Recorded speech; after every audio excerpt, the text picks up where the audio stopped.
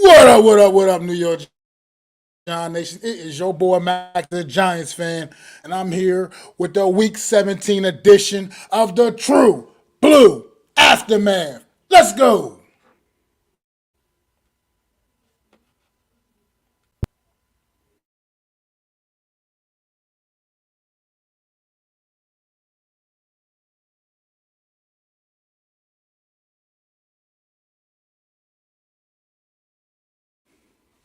What up, what up, what up? What's going on, New York Giant Nation?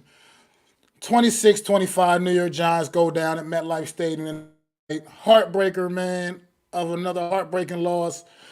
Just adding on to the misery of this football season for the New York Football Giants. But once again, this New York Giant team, man, down the stretch has been showing so much fight and so much effort. It's just with these, if we can get a few things corrected, man, this New York Giant team is definitely clearly looking like a team that is on its way, man, to doing some better things in this league going forward, man. This obviously was not the year. This game right here, it's tough to come down to get that opportunity back to back weeks having an opportunity to win the game on the last at late in the game and then for it to go down like this, for it to be end up the result. I mean, hats off to the Rams. They've had to put together a really strong season. Great offense. This team came into this game bringing a great offense to MetLife Stadium, and it was going to definitely be a tall order for the New York Giants. And the Giants appeared to come in and were up to the task, and they went blow for blow with one of the better offenses in this league, man. I mean, it was really a good. I mean, Matthew Stafford came out with 24 for 34, over 300 yards passing, 317 yards to be exact. Had a great day, one touchdown, and he had two big interceptions, which is what this New York Giant team has been living and dying by, man. The turnovers this defense has been able to create has been something special to say the least. It has definitely been keeping this New York Giant team competitive. It's been keeping the Giants in football games like it did again today. And if the offense could just consistently make some more plays, especially when it counted and when it's needed the most, man. This is why I'm on the side of getting a quarterback in here come April, man, because this is a draft class with some really good quarterback talent. And yeah, I get it. I know it's never anything guaranteed with these draft picks, but let's face it, man. Look, let's face it. This is what's killing this football team the most is the consistency at the quarterback position. Tyrod Taylor played a strong game, 27 to 41, 319 yards. He had a huge touchdown to Darius Slayton.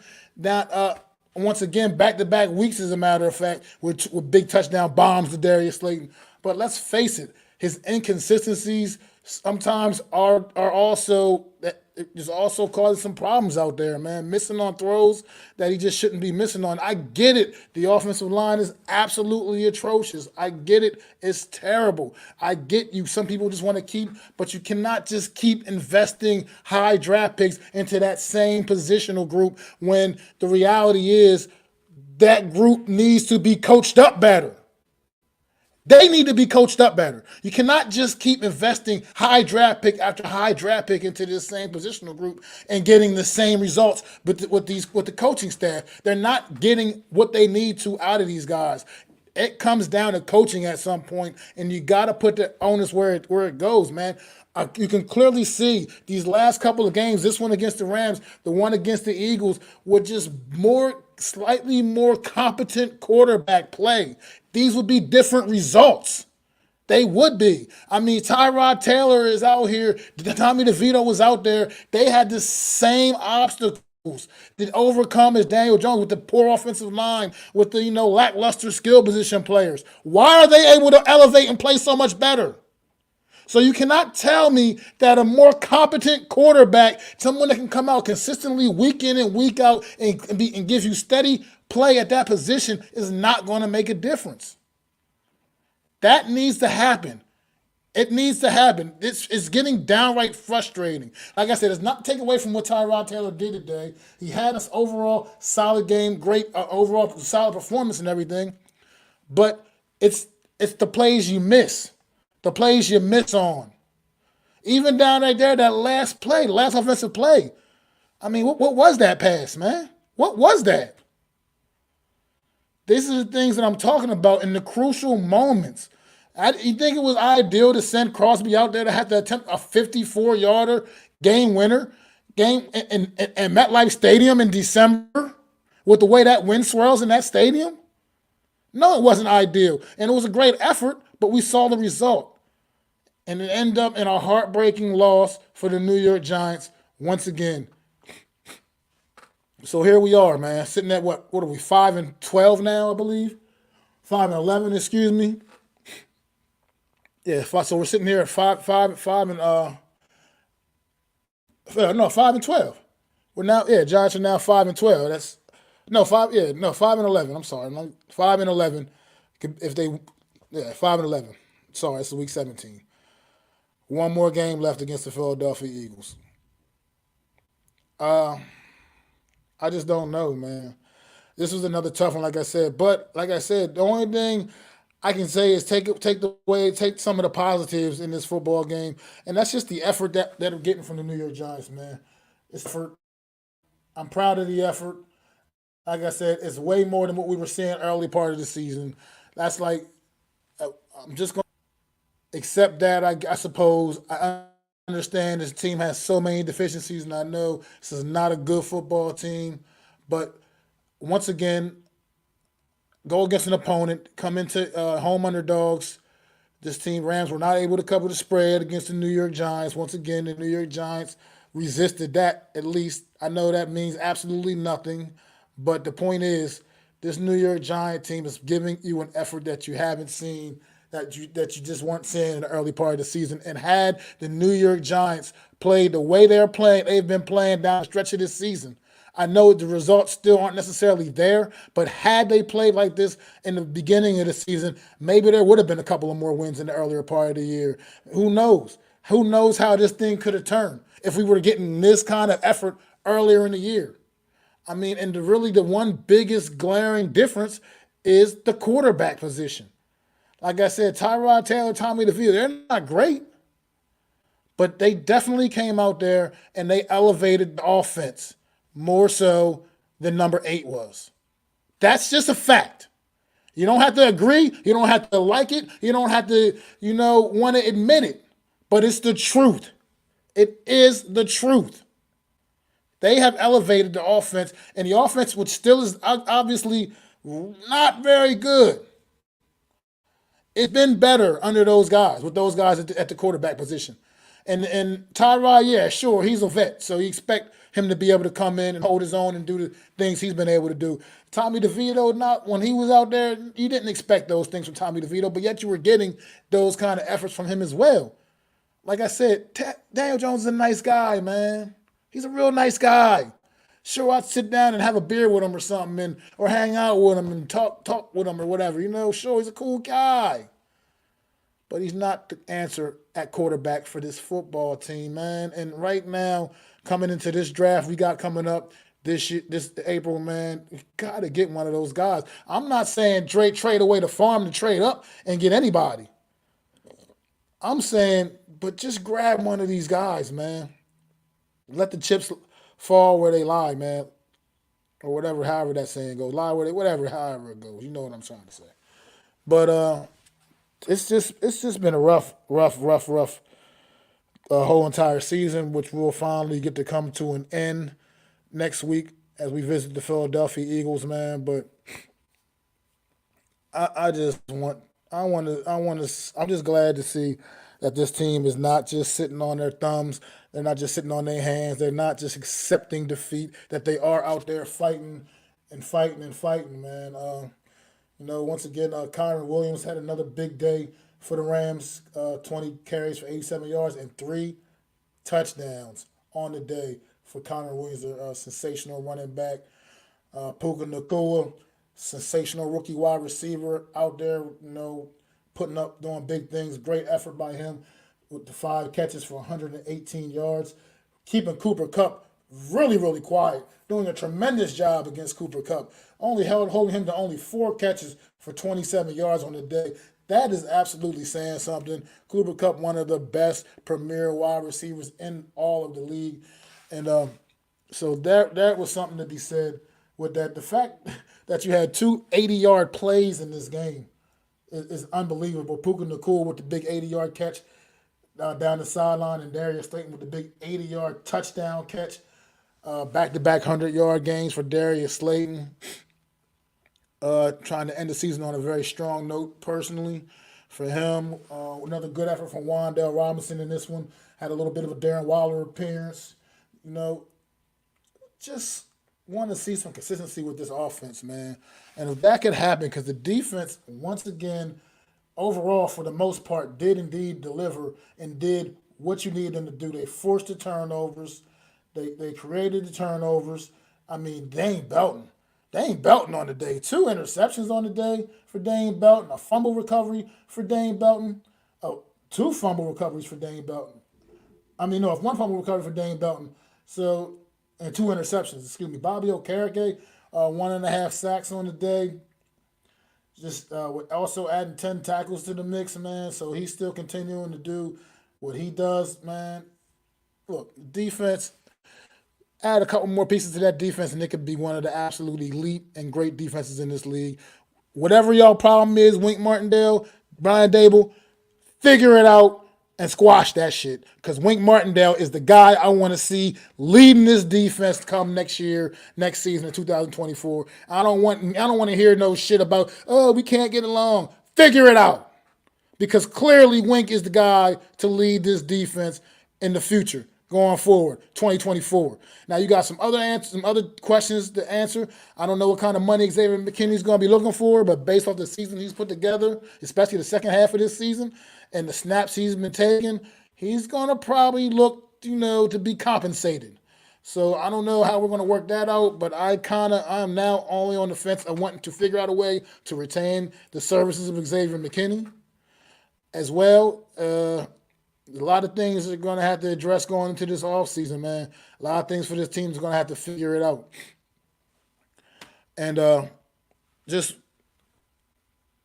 offensively, like I said, continue to try to have growth, man, and figure things out. But I think it starts with the quarterback position, and I think that's what you got to go out and get come April, man. You got to go out there and get one of those top guys, man. You got to. Like I said, I'm not saying trade away the whole entire draft, like I said, but go out there and get one of those top guys. It makes a difference. It impacts the offense. Competent quarterback play impacts this offense. Clearly. It clearly does. And like I said, Tyrod Taylor might not be the best, but he is proven to be competent. Enough. He's out there playing behind that same shitty O-line. I don't want to hear it anymore. Offensive line needs a whole lot of work. But to continue to invest first-round draft picks in the offensive line, it's not getting the results you need. Those guys need to be coached up. You cannot convince me that all of these guys are absolute bust. At some point, there has to be a disconnect with the coaching. There has to be some form of a disconnect with the coaching. These guys are not all bust. There's no way. You cannot convince me of that. Do how I feel about Evan Neal? I'm starting to swing back a little bit and think maybe it is the coaching with him too. But when I watch what I see on tape with him, I believe he'd be a better guard in the NFL. I do believe he'd be a better guard in the NFL based off of what I see from him. But maybe it could just also be the coaching. These things need to be addressed, man. They have to. Like, we've got to upgrade this stuff. We got to get better at this, man. Like, this is you're not, and it starts with the quarterback position, man. You have to get the guy in here, man. Look at the addition that C.J. Stroud did to the Houston Texans. Look at that. That made on a team that was absolutely one of the worst in football a season ago. As a matter of fact, so bad they were in position to draft C.J. Stroud, and they're fighting for a playoff spot in the AFC. Come on, man. Let's keep it real. Don't give me the quarterback. It don't matter who the quarterback is if the O-line is the same and can't block nobody. It clearly matters. who the quarterback is. Because this same dumbass offensive line, the quarterback difference in quarterbacks is night and day for the New York Giants. Two guys came in and were able to at least somewhat function, and one couldn't. It's time to move on from that guy. He's not the guy. There's nothing else need to be said. He's not the guy.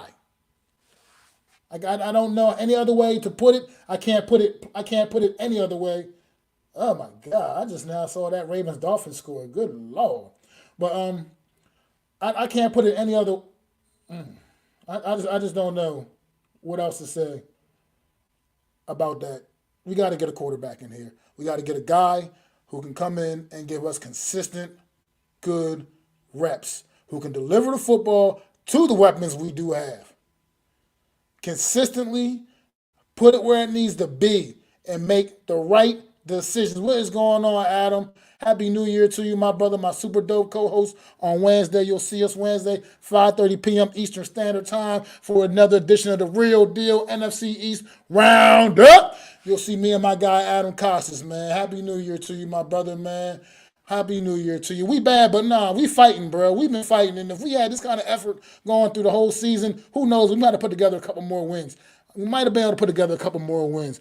Like I said, the effort that I'm seeing over the course of these last few weeks of this season, win, lose, or draw, this New York Giants team does absolutely fight. And they've been fighting and they've been scrapping, and they did it again this week with the ball in their hand, chance to win the game late in the game and coming up short once again. Unfortunately, this week with a big, long field goal attempt. Last week with the Hail Mary pass to the end zone. Look, this team is fighting no matter what, man. They have been digging deep. Unfortunately, they're coming up short to some teams that are just flat out better than them. I mean, let's face it. There's no doubt in anybody's mind that the Rams are a better football team than us. But the Giants, they did not go in there and lay down for them. And it's just how the cookie crumbles, man. I mean, but bad teams do little things that cost them. Absolutely. Absolutely. That's exactly what it comes down to. And I believe it starts with the quarterback. Like I said, it starts with the quarterback position, man. Consistent play at the quarterback position, man. It just makes a difference. No matter what, like I said, this offensive line hasn't gotten any better throughout the course of the season. It didn't miraculously get better when Tyrod Taylor and Tommy DeVito took over. No, these guys just came out there with a different level of confidence, understanding what they're playing behind and doing the things they need to do to make whatever they can happen, whatever they can make happen. It's an intangible that number 8 doesn't have.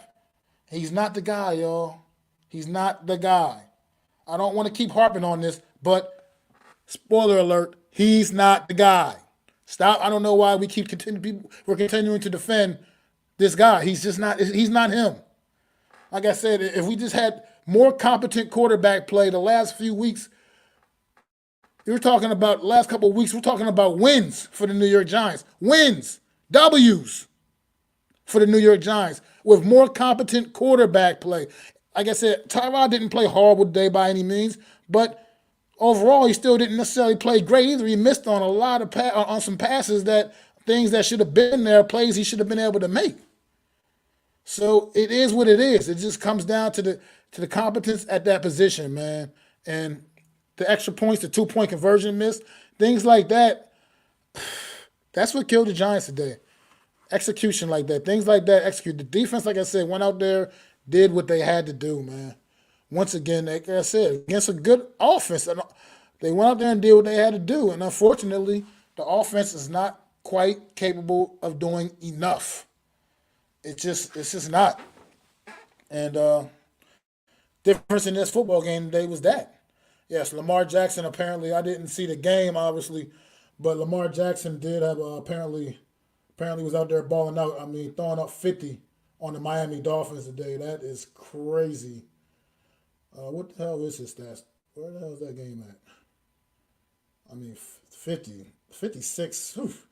Long day for the Miami Dolphins, man. What did Lamar Jackson do? Yeah, 321 yards, 5 touchdown passes. Forget about it. That might have just sealed the deal for Lamar Jackson for his second MVP award, man. That probably just sealed the deal right there, man. Lamar Jackson out there balling out. And that's what I'm talking about, man. That's what I'm talking about. Don't y'all want that for the New York Giants? Don't you want a quarterback that can bring that to the table, man? Can bring something like that to the table? Like, what are we talking about here anymore, man? I want that. I want greatness at the position. And we don't have that. We don't have it on this roster currently, and we have an opportunity to potentially get that if these guys are as good as they're advertised. It's not a guarantee, but you gotta take a swing, man.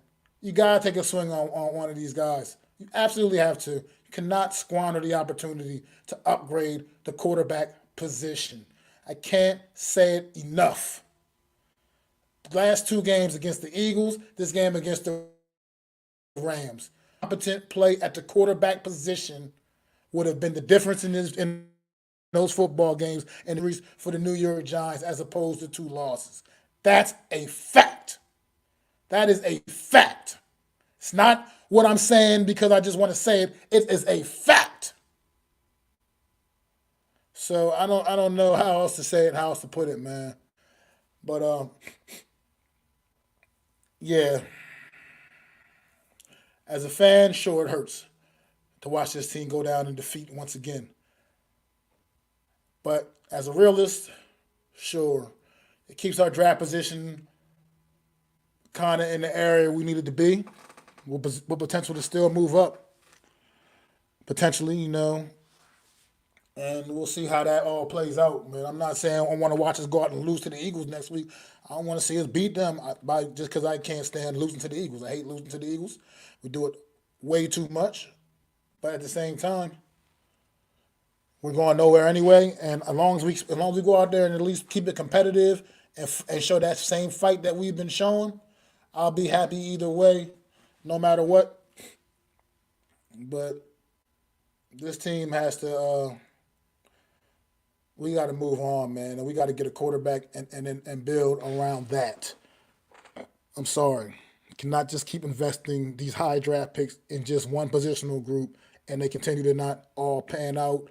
And like I said, it's got to be coaching at this point. You're just not going to convince me that every lineman we draft, they're all just terrible. They all just happen to be bust. No, it's not. It's not.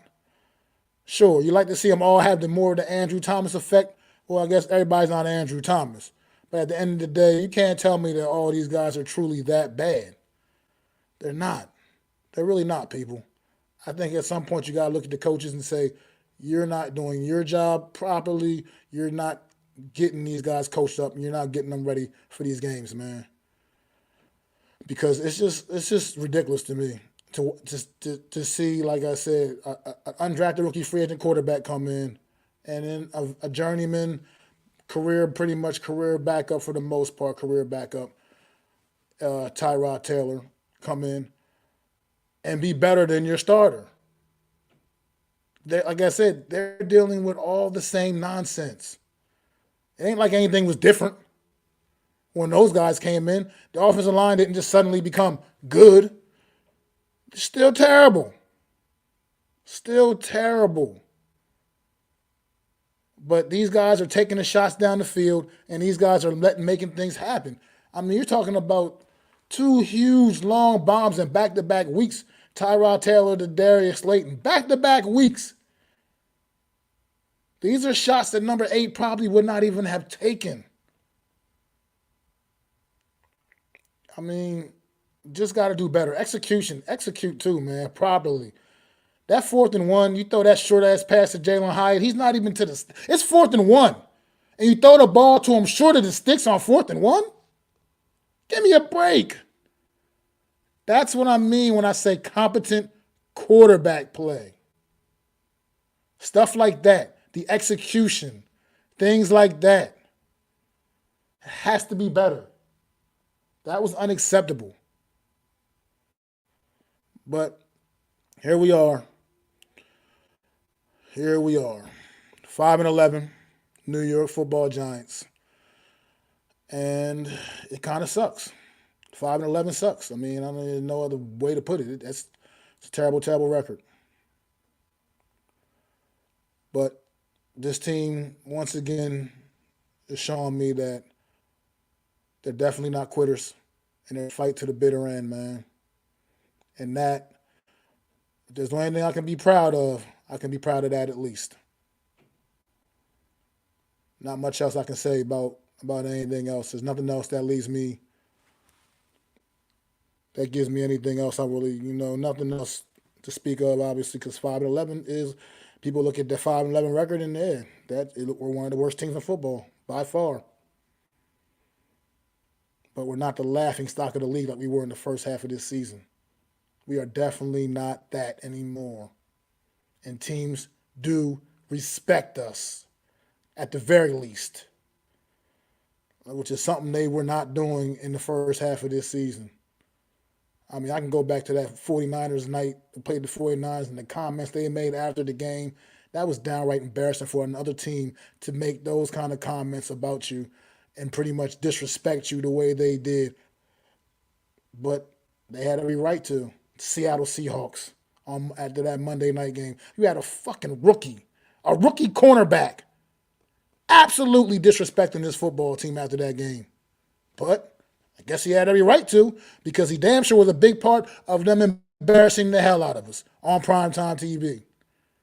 Those are the things that ain't happening now. Those are the kind of things that are not, this team is not letting happen to them now. They're not obviously not going out there and putting together wins consistently, but they're also not getting embarrassed and not making fools of themselves either, man. Well, look, everybody, I don't really have anything else to say here. It's been it was a great effort today. Still came up a little bit short. New York Giants go down to the Rams 26-25, heartbreaking defeat. It is what it is. But everybody, make sure y'all go out there. Y'all be safe tonight. Y'all make smart decisions. And just be very safe. Whatever you do, whatever you choose to do with your New Year's, you have a very happy, safe, and happy New Year's. I wish everybody the best. And I wish everybody a great 2024, man. And I am your boy, Mac the Giants fan. And I will most definitely see you in 2024, man. Like I said, join myself and my super dope co-host Adam Costas on Wednesday evening, 5:30 p.m. Eastern Standard Time for the Week 18 edition of The Real Deal NFC East Roundup. It's your boy Mac the Giants fan, man. Everybody, Happy New Year's. I'd like to thank you all for listening. If you was feeling this, please take time to subscribe and smack them likes. Feel free to drop a comment. Let me know what you think. Don't forget to ring that bell so you know when I'm dropping new content. It's your boy, Mac the Giants fan. You can find me on Twitter, YouTube, and Facebook at Mac the Giants fan. That's MACDA Giants fan.